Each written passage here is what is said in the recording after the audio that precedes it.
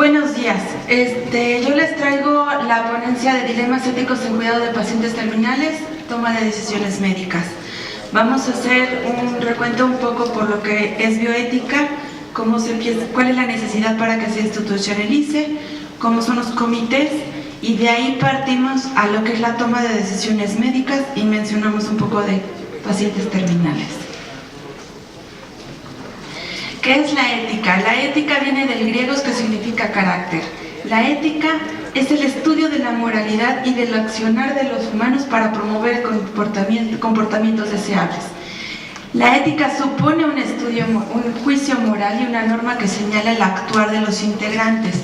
A menudo se confunde la ética con moralidad y eso debe de estar en el primer campo totalmente distanciado. La ética estudia la moralidad. ¿Cuáles son los antecedentes que tenemos? La ética hipocrática, que todos la conocemos, es el primum non ladere non cere, primero no perjudicar al enfermo.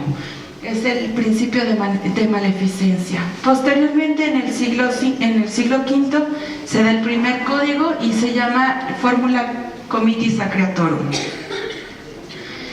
De ahí se empiezan a derivar varios pensadores de distintas religiones.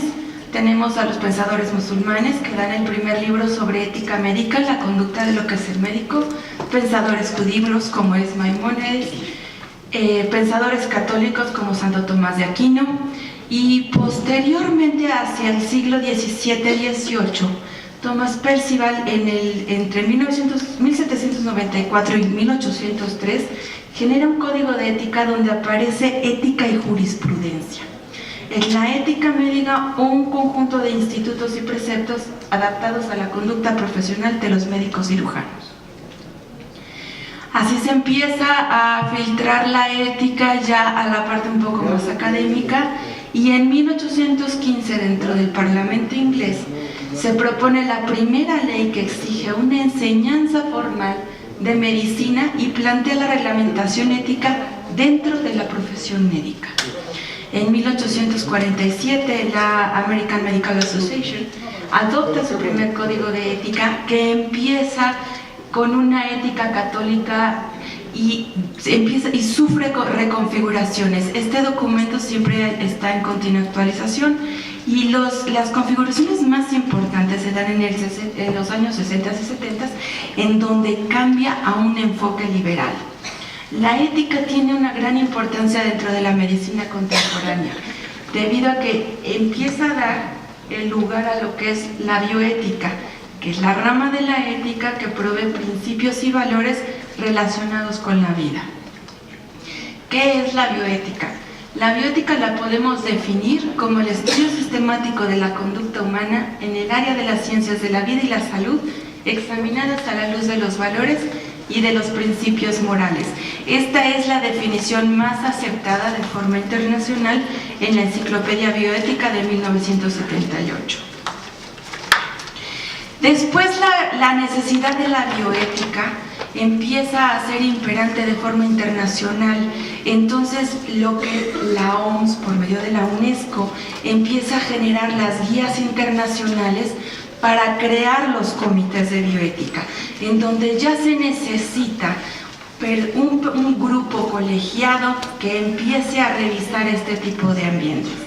En la guía número 1 habla de lo que es la creación de los comités en 2005, en la guía número 2 ya empiezan a avanzar a los procedimientos y en la número 3 se culmina con lo que es la capacitación. Este es el marco referente internacional. A nuestro país la bioética efectivamente entra por el sistema de salud y estamos conformados en una estructura en la que viene la Comisión Nacional de Bioética como un órgano normativo, las comisiones estatales de bioética que se vuelven interlocutores y difusores también de capacitación, y la parte operativa, la parte práctica, que ya son el quehacer de los comités. Nosotros tenemos 2 comités que tenemos registros. que es Comité Hospitalario de Bioética y Comités de Ética en Investigación, que son las dos figuras que hemos aterrizado para la revisión ética del actuar en pro del beneficio de los pacientes. Este es el marco nacional que nosotros tenemos. Partimos de la Constitución Política, en el artículo 4, el párrafo 4, las reformas a la Ley General de Salud, que es el decreto de adición del NU 41 bis. Luego viene el artículo 88, que le da la fuerza al comité, en donde los directores deben de generar estos dentro de lo que son las instituciones de salud. Y por último, la comisión también emite las disposiciones generales. Estas disposiciones generales hablan qué hacen, cómo se conforman y qué requieren en criterios de mínimos y en los criterios que establece para lo que son los establecimientos que deben de tener un comité. Empezamos con el artículo 69 y 70, que define dentro de nuestra Ley General de Salud, el 69 qué es un hospital, y el 70 ya empieza con la complejidad para poder contar con un comité. Si bien el Comité Hospitalario de Bioética genera un beneficio a todos los pacientes, es una realidad que no todos los hospitales tienen la infraestructura para poder atender estos dilemas. Nosotros empezamos con estructuras un poco más conformadas, como son ya segundo, tercer nivel, hospitales generales, institutos, alta especialidad.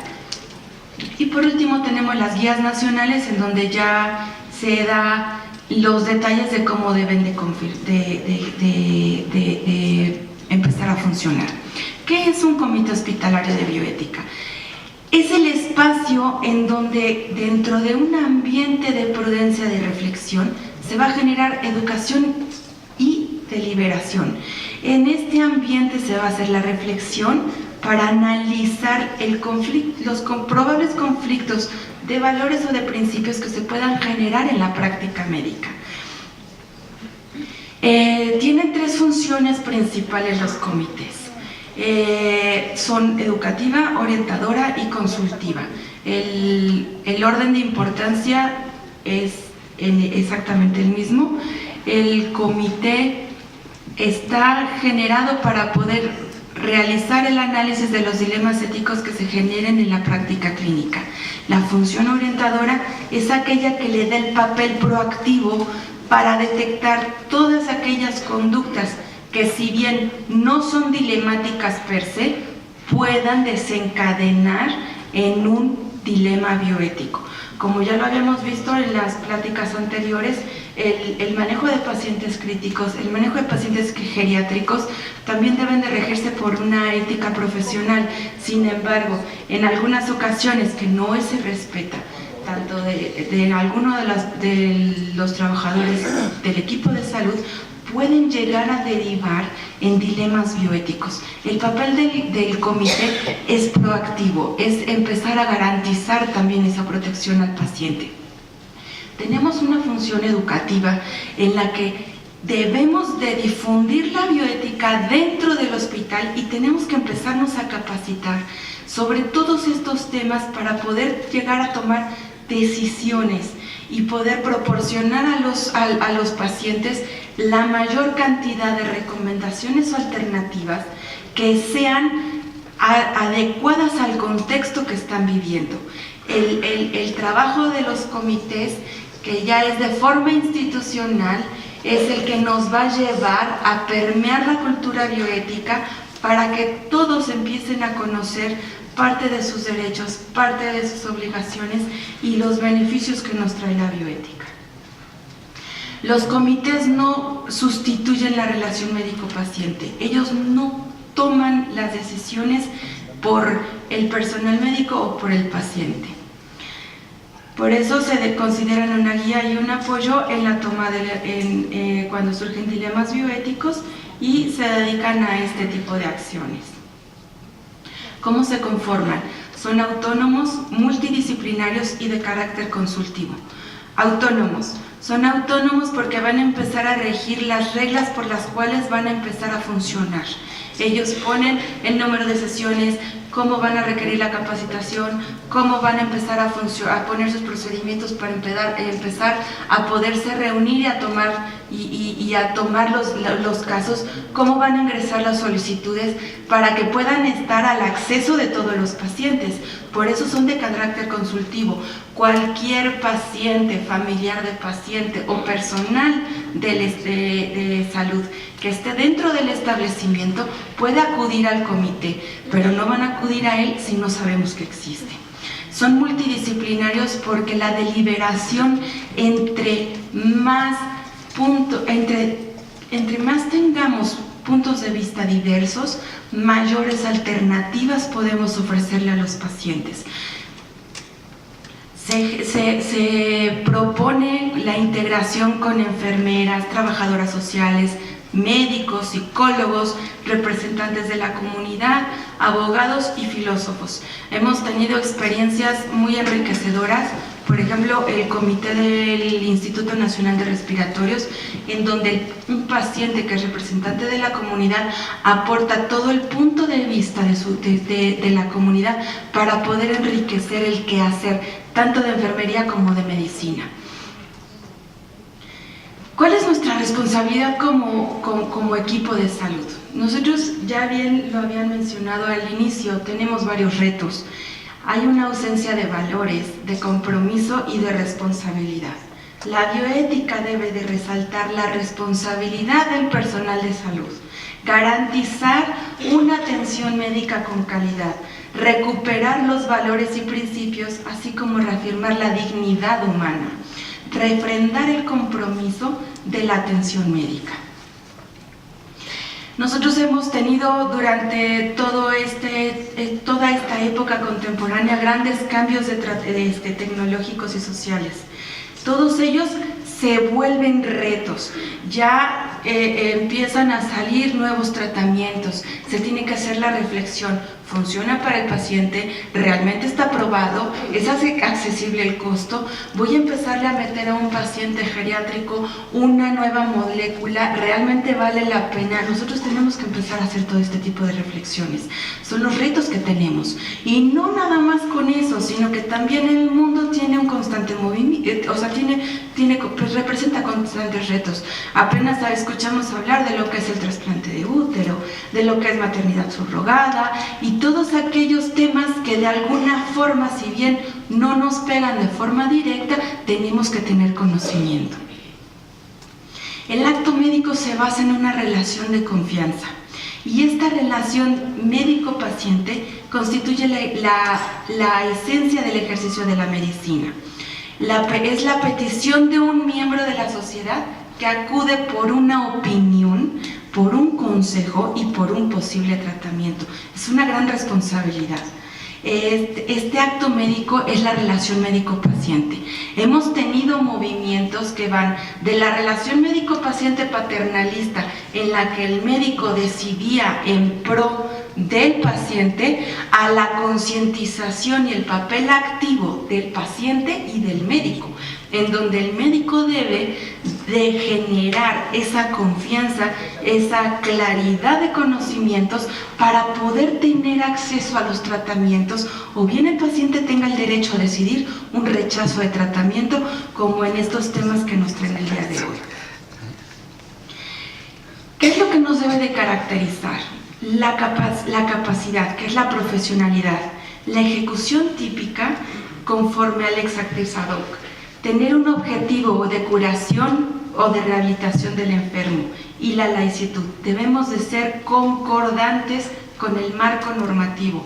Es muy importante, como comentaba el secretario en la mañana, debemos de conocer temas administrativos, legales y éticos para tener una práctica médica completa. Nosotros tenemos obligaciones y deberes. Estas obligaciones y deberes en ética también se llaman códigos deontológicos. Tenemos, bueno, estos son 7, ¿no?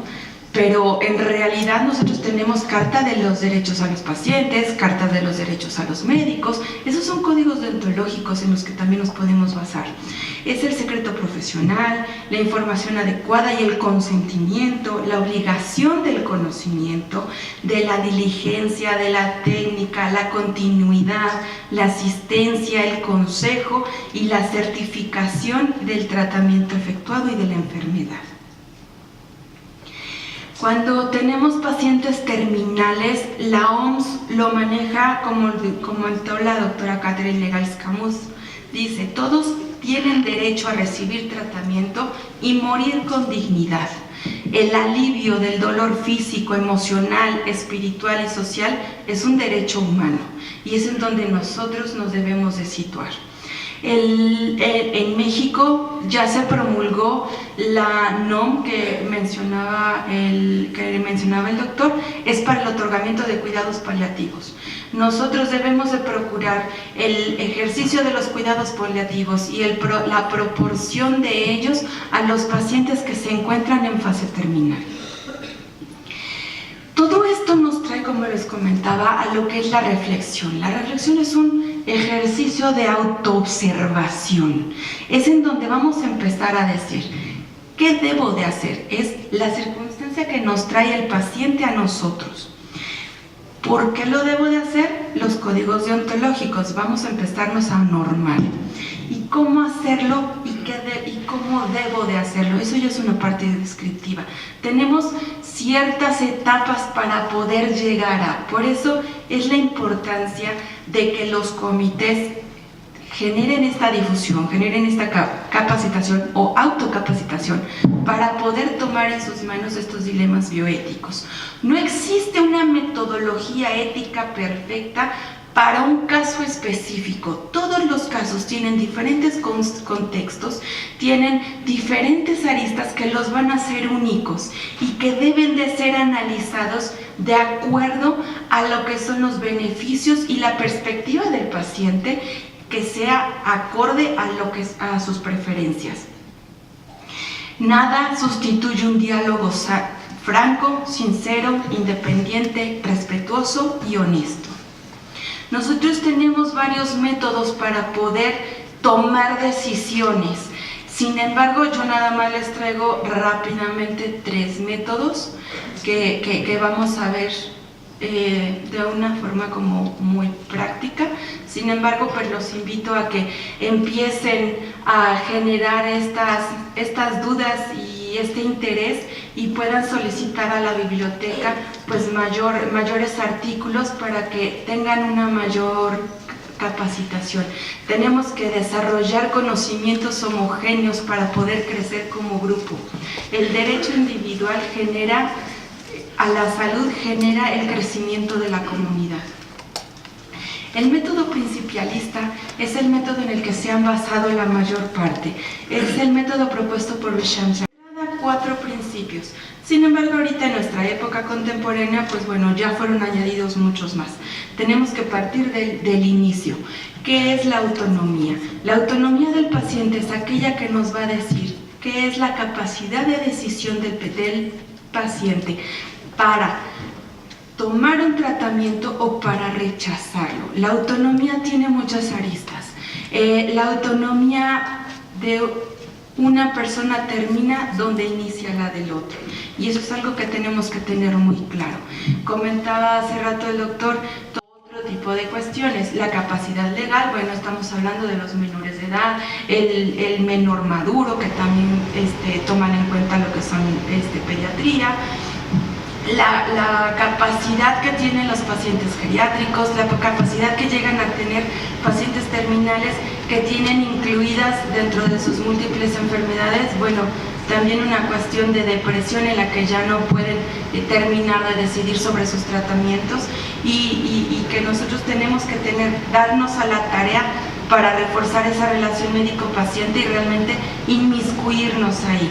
La beneficencia y la maleficencia en otras carreras se generan muy aparte. Sin embargo, en medicina vienen una de la mano de la otra. El máximo beneficio con el mínimo de maleficio. nosotros siempre debemos de actuar en pro del beneficio del paciente y en la forma en la que podamos disminuir los riesgos que les sean otorgados con los tratamientos. La justicia en el ámbito de la salud tiene una característica muy importante.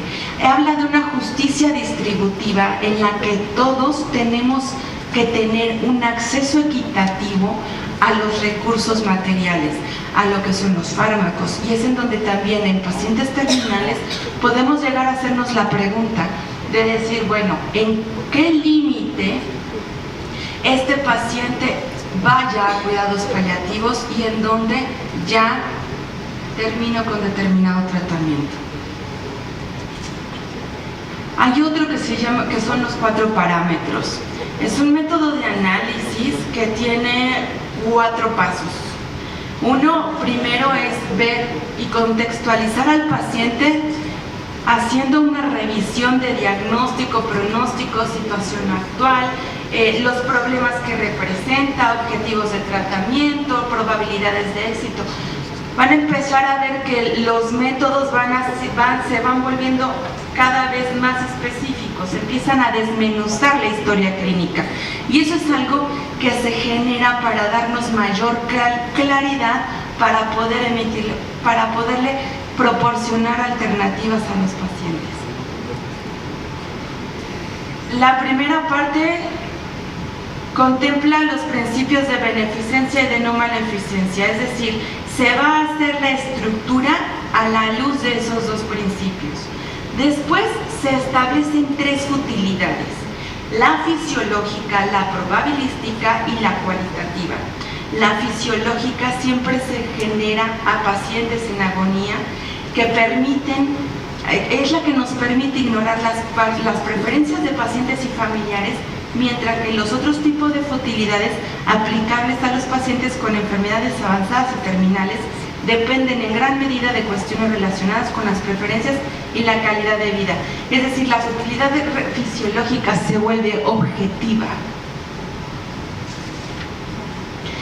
Después vienen ya las preferencias de los pacientes. Esta es la que yo les comentaba, que se relaciona con el principio de autonomía. El paciente evidentemente tiene que ser competente, tiene que saber y concientizar lo que son los beneficios y el grado de riesgos que debe de llevar el tratamiento de las alternativas propuestas. La número 3 habla de lo que es la calidad de vida, en donde ya vienen los principios de beneficencia, no maleficencia, de autonomía, ya los empieza a entrelazar y a conjuntar. Esta evaluación debe de contemplar la capacidad funcional de la relación social, el control de síntomas, el pronóstico, los valores del paciente, la red que tiene el paciente atrás dentro de su propia enfermedad. Otros autores también lo manejan como el análisis de la red de cuidadores que llegan a tener. Los aspectos contextuales. Aquí ya viene la justicia. Aquí ya empieza a relacionarse con la familia, cómo este paciente con su enfermedad, con tal alternativa, se va a relacionar dentro de lo que es la sociedad. Si este tratamiento, que ya está en una fase terminal, por ejemplo, está de acuerdo con la economía que también lo va a regir, y cuáles son las opciones que le podemos dar, cuál es la red de apoyo que le podemos proporcionar, la cultura y su religión, entre otros variables que llegan a tener. Viene el último método, que es el método deliberativo. Este procedimiento se vuelve más claro, se vuelve un poco más preciso. Es en el que nosotros debemos de tener una discusión de forma razonable. Aquí nos tenemos que volver totalmente objetivos. Desmenuzamos el caso de una forma muy meticulosa, pero siempre deben de ser tomados los puntos de vista de todos aquellos que participen dentro del comité. Se trata de aclarar datos. Bueno, dice calorar, pero me equivoqué en la palabra. escuchar los diversos puntos de vista y ponderar. Aquí ya vamos a empezar a ponderar. El método deliberativo pondera los beneficios y los perjuicios que pueda llegar a tener todas y cada una de las alternativas que se le puedan proporcionar al paciente para que se tomen las decisiones. Bueno, evidentemente no solo al paciente, también al equipo de salud. Tenemos 4 niveles en el método deliberativo. Primero, la presentación del caso. ¿Quién viene? ¿Cómo viene? ¿Quién se intervino? ¿Dónde se intervino? ¿Viene de una referencia? ¿Se dio el caso en el hospital? ¿Cómo está su red? Empiezan a hacer las aclaraciones de dudas, ¿no? Si el paciente llegó con determinadas enfermedades y se tomó tal tratamiento, se preguntó, ¿a quién se preguntó? ¿Cuál es su red de apoyo? Allí es en donde nosotros empezamos a deliberar dentro de esta misma discusión de forma razonada. Empezamos después con la parte de los valores. Tenemos que tener la capacidad de empezar a identificar problemas y valores en conflicto. Aquí tenemos que ver, y es obligación por eso de conocer un poco más de estos métodos, para poder distinguir aquellos conflictos que no son dilemáticos de aquellos que sí son dilemáticos en bioética. Un ejemplo, paciente terminal que llegó al 20 de noviembre, con fase de cáncer terminal, se asigna al servicio de cuidados paliativos y resulta que el paciente tiene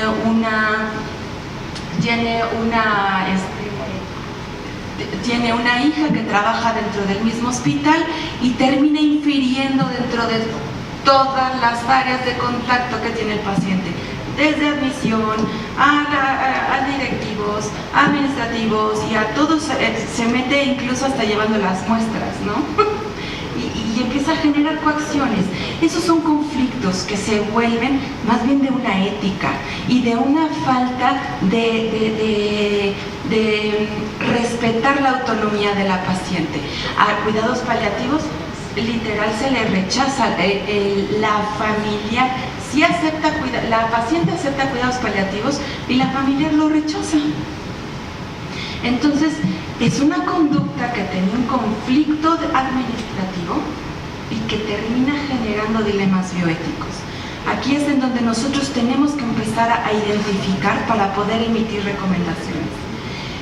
La tercera parte son los deberes. En los deberes nosotros empezamos a hacer la deliberación, que son ya las propuestas del curso que debe de tomar cada uno, que debe de hacer óptimo y que tenga que tener la parte de legalidad y publicidad. ¿A qué se refiere con publicidad?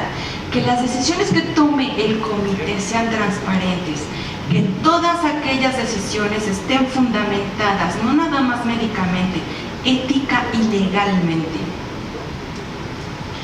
Hay algo que nosotros tenemos que conocer en los pacientes terminales y que es muy importante. Se llama principio de proporcionalidad terapéutica. Este principio dice que no todo lo técnicamente posible es éticamente admisible. Aquí ya vamos a empezar a tener mayores conflictos y se vuelve un poco más complicada la situación. Para poder limitar el esfuerzo terapéutico, debemos de basarlo siempre desde los 4 principios. Posteriormente, generarlo a otras metodologías. Sostiene que es una obligación moral de implementar todas aquellas intervenciones médicas que guarden una relación de debida proporción entre los medios empleados y el resultado esperado. Donde ya no tenemos un resultado esperable y los medios se vuelven desproporcionados, entonces ya estamos empezando a caer en una obstinación terapéutica. Y ya no son moralmente obligatorias. Por lo tanto, tenemos que determinar si existe la obligación moral de implementar o no una determinada intervención. Por eso se le llama juicio de proporcionalidad. Este juicio también se basa en una ponderación. Es una ponderación del tipo de terapia, confrontando los esfuerzos que representa para implementarla con los resultados esperados y las condiciones del paciente. Tenemos que tener en cuenta varias cosas para poder aplicar el principio de proporcionalidad: la utilidad o inutilidad de la medida, las alternativas de acción con los respectivos riesgos y beneficios, obviamente, los pronósticos con o sin la implementación de esas medidas. Nosotros ya tenemos que empezar ahí a reflexionar.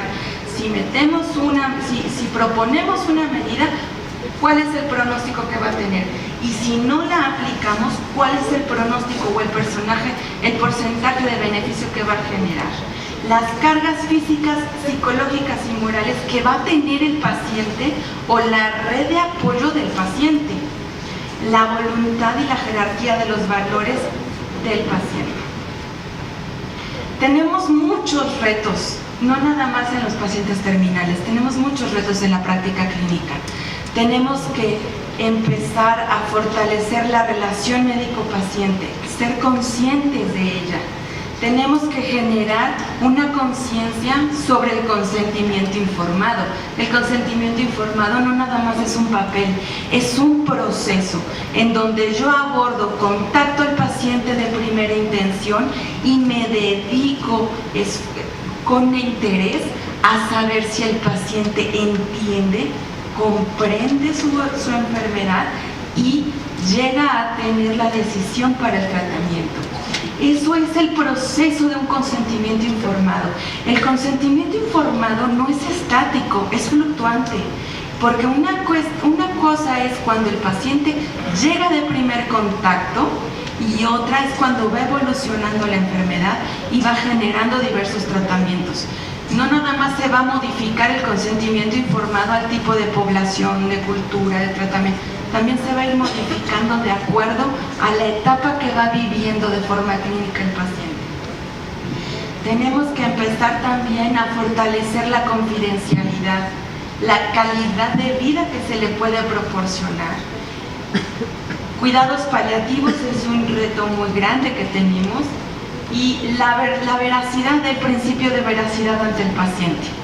Pues yo con esto termino. Espero